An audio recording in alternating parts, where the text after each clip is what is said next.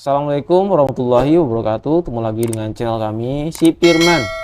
Pada kesempatan kali ini saya akan jelaskan tentang remisi lainnya berdasarkan Undang-Undang Nomor 22 Tahun 2022. Nah, jika kalian ingin mengetahui update yang terbaru yang sudah diperbarui berdasarkan Undang-Undang Nomor 22 Tahun 2022, pelajari saja video ini ya untuk remisi lainnya.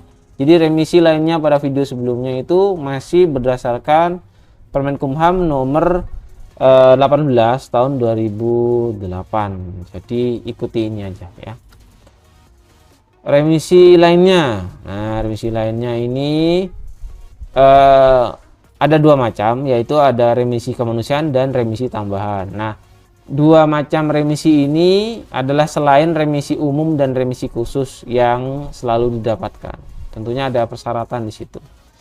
Untuk remisi kemanusiaan ini ya, tujuannya untuk kepentingan kemanusiaan, kemudian diberikan kepada semua narapidana yang telah memenuhi syarat ya, sesuai dengan pasal 29 Permenkumham nomor 7 tahun 2022. Ini sudah dijelaskan di Undang-Undang Pemasyarakatan ya, yang baru Undang-Undang nomor 22 tahun 2022, dan dijelaskan lebih mendetail pada pedoman pelaksanaan hak bersyarat di situ ya.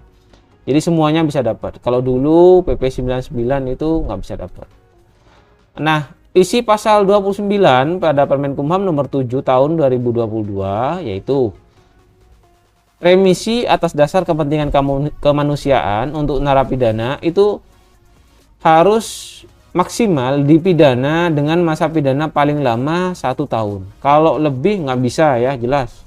Narkotika atau tipikor di atas lebih 1 tahun usianya, kemudian sudah di atas 70, nggak bisa ya. Jadi maksimal 1 tahun ya. Kemudian berusia di atas 70 tahun ya. Jadi percuma kalau pidananya 1 tahun usia 60 tahun, nggak bisa ya, tunggu 70 tahun. Kemudian menderita sakit berkepanjangan. Nah, ini ada dua. Yang pertama usia udah di atas 70 tahun, yang kedua itu sakit berkepanjangan, misal punya penyakit jantung seperti itu. Kemudian untuk yang narapidana berusia di atas 70 tahun di sini ya, ini disertai dengan akte kelahiran atau surat keterangan kenal lahir, dilegalisir oleh instansi yang berwenang, biasanya Capil ya. Kalau tidak ada akte kelahiran atau surat keterangan kenal lahir, maka Kepala Lapas dapat mengeluarkan surat keterangan yang menyatakan bahwa narapidana berusia di atas 70 tahun. Kemudian dasar perhitungannya itu pada usia yang tergantung pada putusan pengadilan ya. Nah, remisi ini ya untuk yang berusia di atas 70 tahun diberikan tiap hari lanjut usia nasional, yaitu pada tanggal 29 Mei ya. Nah, selanjutnya untuk yang narapidana yang sakit berkepanjangan, ini harus disertai dengan surat keterangan dokter yang isinya ya, penyakitnya sulit untuk disembuhkan, penyakitnya mengancam jiwa atau nyawa, kemudian mendapatkan perawatan ahli atau dokter sepanjang hidupnya. Nah, ini ya, harus ada ini. Nah, jika ada keraguan, misal Kalapas ini ragu dengan surat keterangan dari dokter itu, maka Kepala Lapas ini dapat meminta pendapat dokter lainnya. Misal ada dokter lapas di situ, nanya, bagaimana dok, ini coba dianalisa. Atau mungkin karena perlu spesialis, ya cari rumah sakit yang lain, seperti itu.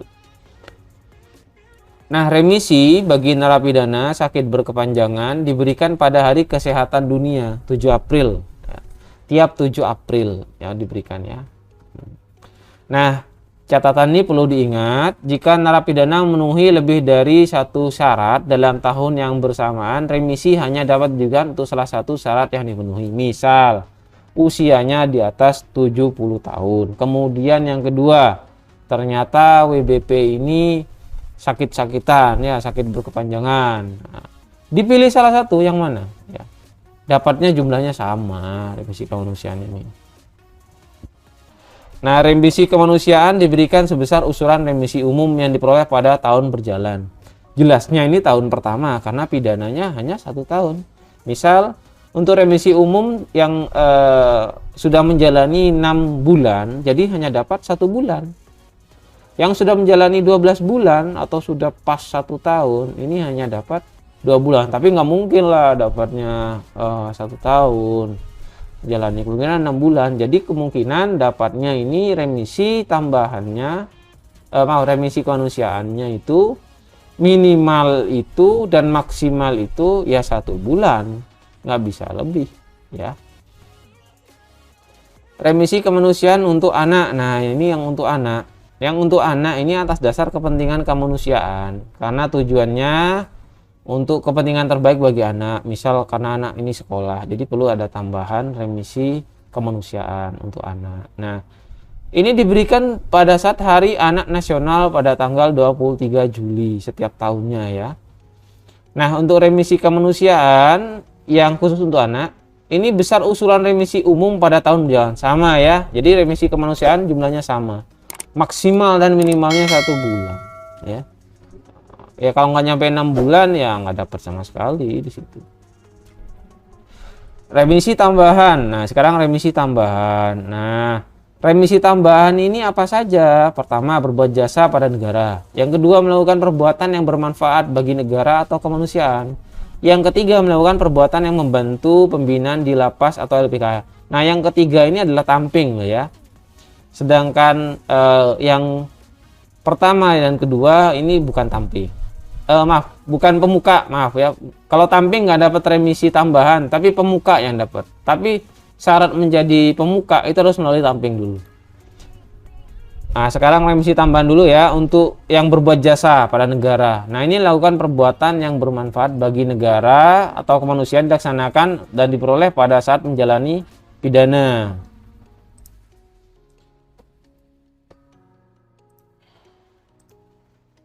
Nah, perbuatan jasa pada negara dan melakukan pembuatan yang bermanfaat bagi negara ini diberikan sesuai dengan ketentuan peraturan perundang-undangan di bidang gelar, tanda jasa, dan tanda kehormatan. Tapi ini diperoleh saat menjalani pidana ya. Jadi jika diperoleh sebelum menjalani pidana tidak dihitung ya. Nah, sekarang perbuatan yang bermanfaat bagi kemanusiaan. Nah, perbuatan yang bermanfaat bagi kemanusiaan misal mendonorkan darah, mendonorkan organ tubuh, ya. Itu bisa perbuatan yang bermanfaat bagi kemanusiaan. Tapi biasanya ini yang banyak ya hanya mendonorkan darah ya. Tapi nggak semuanya di lapas atau rutan itu ada fasilitas untuk mendonorkan darah ya. Jadi mungkin hanya bisa dapat remisi umum dan khusus saja. Untuk mendonorkan darah ini ya paling sedikit 4 kali yang dibuktikan dengan surat keterangan yang sah diberikan oleh Palang Merah Indonesia ya. Palang Merah Indonesia ini yang bikin surat keterangannya. Dan 4 kali pendonoran atau 4 kantong. Nah, untuk pendonoran organ tubuh dibuktikan dengan surat keterangan dari pihak rumah sakit. Misal donor darah kornea mata misalnya. Itu bisa, tapi belum pernah saya temukan di situ. Yang ada cuma donor darah.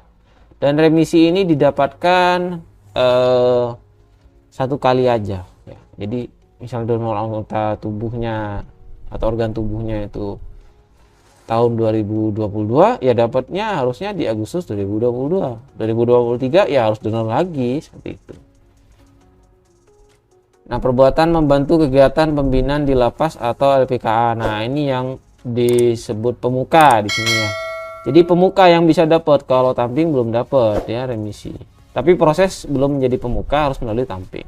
Nah, di sini melakukan perbuatan yang membantu kegiatan pembinaan ini ya menjadi pemuka di lapas atau koordinator kegiatan di LPKA ya. Kalau anak-anak itu koordinator kegiatan. Kemudian ikut serta menanggulangi akibat yang ditimbulkan oleh kerusuhan, huru-hara, bencana alam terhadap lapas, LPKA atau wilayah di sekitarnya ya. Jadi ini kalau ada kerusuhan, misal ada yang demo masalah apalah gitu di lapas, terus dia bantu, atau ada bencana alam di lapas kemudian dia bantu, itu bisa dapat remisi tambahan membantu kegiatan pembinaan di lapas atau LPKA. Nah, untuk pengangkatan sebagai pemuka atau koordinator kegiatan ini ditetapkan oleh kepala lapas atau LPKA. dasarnya rekomendasi tim pengamat pemasyarakatan atau sidang TPP. Nah, di sini sudah saya jelaskan sebenarnya di video sebelumnya tentang proses pemuka dan tamping. Silahkan dipelajari di sana untuk lebih detailnya. Kemudian ikut serta menanggulangi akibat yang ditimbulkan oleh kerusuhan, huru-hara, bencana alam terhadap lapas atau LPKA atau wilayah di sekitarnya. Tapi yang paling mungkin ya di lapas ya. Buktinya itu harus ada surat keterangan dari kepala lapas atau LPKA atau instansi terkait. Tapi yang paling mudah ini dibuat oleh kepala lapas atau LPKA. Jadi yang bikin pihak lapas. Misal kena bencana alam banjir ya atau gempa, kemudian membantu di sana bukannya lari ya, tapi membantu menanggulangi akibatnya. Itu bisa dapat remisi tambahannya. Walaupun di kami belum pernah mengusulkan karena belum pernah kena bencana. Semoga tidak kena bencana ya di lapas tempat saya dinas ini.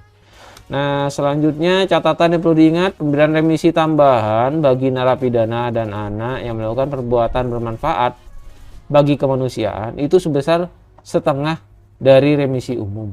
Nah, pada tahun berjalan, misal tahun pertama ya minimal dapatnya 15 hari, maksimalnya dapat 1 bulan, seperti itu.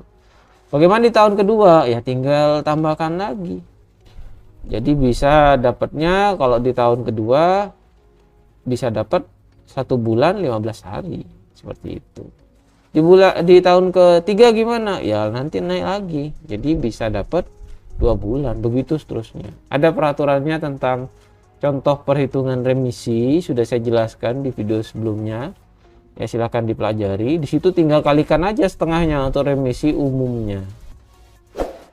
Itu besaran yang bisa diperoleh dari remisi tambahan perbuatan yang bermanfaat bagi kemanusiaan. Nah, untuk pemberian remisi tambahan ini yang perbuatan yang membantu pembinaan di lapas atau LPKA itu sepertiga dari remisi umum ya. Jadi pemuka itu dapat tambahan sepertiga dari remisi umum. Tinggal kalikan aja ya, kalau remisi tahun pertama nggak mungkin lah karena harus menjalani minimal sepertiga masa pidana. Itu pun masih harus jadi tamping dulu ya 6 bulan. Kemudian setelah 6 bulan baru diusulkan untuk pemuka. Jadi kemungkinannya ya mungkin sekitar setelah menjalani 3 atau 4 tahun baru bisa ada remisi pemuka ini. Nah, untuk pengusulan remisi tambahan harus disertai dengan tanda bukti yang sah dari pejabat berwenang. Hanya dapat dipergunakan 1 kali untuk setiap pemberian remisi tambahan. 1 kali, nggak bisa 2 kali ya. Nah, pemberian remisi tambahan diberikan bersamaan dengan pemberian remisi umum. Jadi pas 17 Agustus tambahannya. Catatan yang perlu diingat, ketentuan mengenai tata cara pemberian remisi bagi narapidana berlaku secara mutatis mutandis terhadap pemberian remisi untuk kepentingan kemanusiaan dan remisi tambahan. Nah, di sini nanti ikut aturan, tapi jika ternyata ada keperluan yang mungkin perlu penyesuaian itu diperbolehkan. Dan tentu saja itu kebijakan dari kepala lapas atau rutan masing-masing. Nah, ini ada remisi pada Permenkumham nomor 7 tahun 2022, tapi belum pernah kami ajukan ya. Remisi saksi pelaku. Ini remisi tambahan yang diberikan kepada narapidana yang menjadi saksi pelaku bekerja sama dengan penegak hukum. Kalau pemahaman kami ini JC ya, JC pemahaman kami. Namun tidak pernah kami ajukan karena untuk penjelasannya masih membingungkan. Mungkin nanti ada Permenkumham yang mengatur lebih jelas, lebih detail tentang remisi saksi pelaku ini. Nah, kalau ini memang ada ya bisa diusulkan, maka ini harus ada rekomendasi dari pimpinan lembaga pembidangi perlindungan saksi dan korban.